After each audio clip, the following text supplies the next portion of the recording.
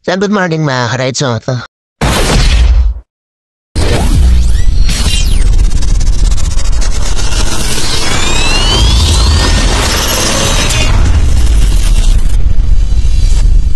Mamanta tayo nagising. And mamaya pa naman yung pasang ating mawan. Tayo natin magpalit. Maglagay mo na ng ulan sa ating Sniper 150. Kasi everyday na bumabiyahe ako mga ka-rides mo to is laging i-indicate yung overheat niya sa ating panel gauge. And marami nagsasabi na hindi daw maganda tong kulat na to, yung top 1. Mas maganda daw yung sa may mismong branch ng Yamaha Sniper. Comment pala mga ka-rides mo to, ano ba yung pinaka-pagandang kulat para sa ating Sniper 150. So tara, ilagyan na natin to.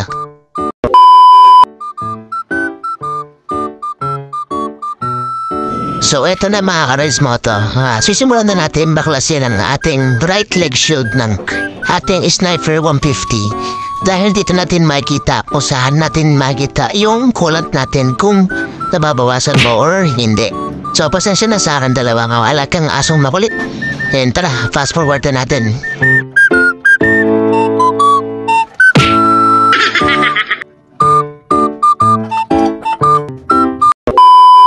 Sa mga ka-rides mo, tatanggal lang natin yung cover ng ating kulan.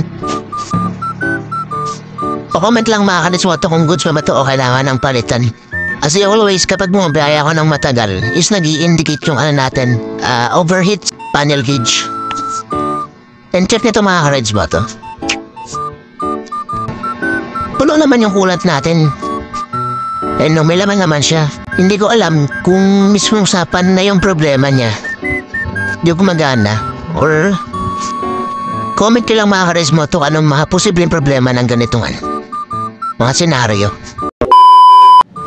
Ito nga mga ka-rides mo to is nakabit ko na to mga ka-rides mo to and babaklasin ko ulit. Gawa nang masyado ako nakapag-focus sa kapugian ko. What? Sa kapugian ng ating Sniper 150 at nakalimutan kong ikabit yung ating coolant cap. Yan.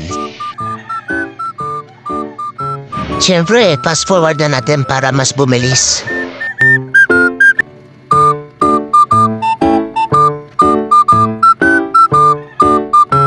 A few moments later. Like, kabit na natin mga ka-rides mo to yung flarings ni Sniper 150. Dahil na kasi nakalimutan akong kaya pinapas ko ulit.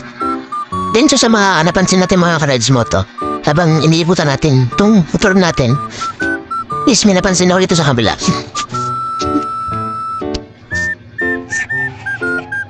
Yan. Itong rear scope niya na pinili natin is yan. Nabiyak. Yan. So, nakakalungkot kakabilang natin ito. Pero so wala makasalanan ito yung may gawa.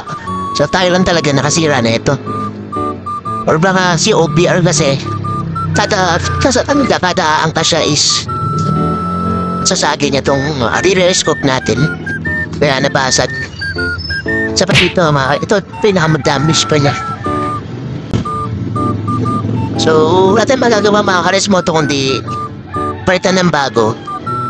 And gusto ko sana i-repaint na lang natin tong niya, clearance niya.